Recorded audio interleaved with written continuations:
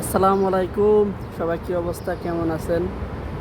Saudi আরব আইসি already 4 বছর হয়ে যেতেছে। সৌদি আরব আইসি 6 লক্ষ টাকা দিয়া। তো 1 বছর যাইতে না যাইতে আকামা করতে 1 বছর পর আবার লাগছে 2 লক্ষ টাকা। ওইসব কত? 6 লক্ষ আর 2 লক্ষ, 8 লক্ষ টাকা। প্রথম 1 বছরে আমি ঘরে 50,000 টাকা ধরলাম, কারণ যারা সৌদি আরবে আছে তারা জানে 1800-2000 টাকা বেতন পাইলে নর্মালি বাংলাদেশে 50,000 টাকা যায়। তো গেলে তো গেলে মানে আমি 1 বছরে 6 লাখ টাকা লেন দিলাম। তখন যেন আবার 1 বছর যাইতে না যাইতে আই পড়লো নতুন আকামা লাগতেছে 2 লাখ টাকা। তাহলে আমি এই 2 লাখ টাকা কই পাই? আরও 2 লাখ টাকা ঋণ করা লাগেনি, তাহলে আবার 2 লাখ টাকা ঋণ করলাম। তো 2 লাখ টাকা ঋণ করার পরে এই 2 লাখ টাকা ঋণ ভাঙতে আবার কয় মাস লাগবো? নর্মালি 4 থেকে 5 মাস। তো এন্দা 1 বছর গেল, তারপরে গেল 5 মাস। তো 1.5 বছর আমার পুঁজি উড়াতে উড়াতে গেল।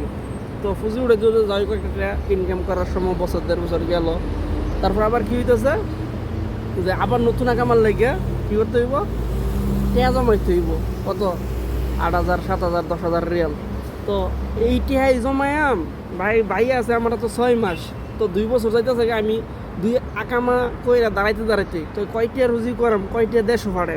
তো তো আমি যদি যদি 15-20 হাজার টাকা বেতন করতাম, মানে আমার যদি 6 লাখ টাকা ইনভেস্ট না লাগতো বিদেশে এসে, তো দেশে যদি আমি 20,000 টাকা করে রুজি করতাম, তো দেখেন 2 বছরের 30 টাকা আয়ে 2 বছরে কিন্তু নর্মালি 20,000 টাকা করে হিসাব করেন, 10,000 টাকা 1 লাখ, 2 লাখ, নর্মালি 2 বছর 4 লাখ টাকার কাছাকাছি একটা ইনকাম হয়ে যায়।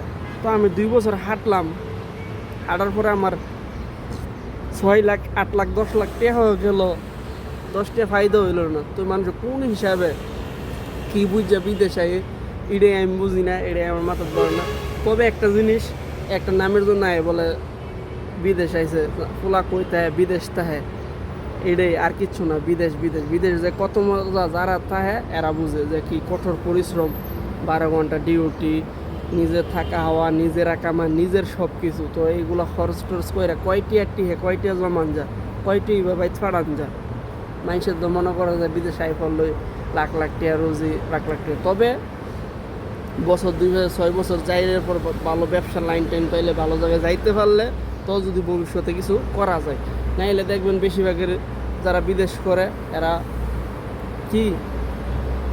কিছুই করতে পারে না, সারা জীবন বিদেশে একটা যা ওই পরিবারের চালায়া মোটামুটি একটা স্বাভাবিক তাহে, যে বড় কিছু যে করে লাহামরি বিদেশ থেকে কিছুই করতে পারে না। তবে আবার যদি কেউ ভালো পজিশনে জায়গায় মানে কিছু নসিবে সতের মেয়ে 2-4টা মানে ভালো জায়গায় চলে যা, ভালো পরিবেশে চলে যা, তখন এর একটা ইনকাম থাকলে এর একটা ভালো কিছু করতে হয়।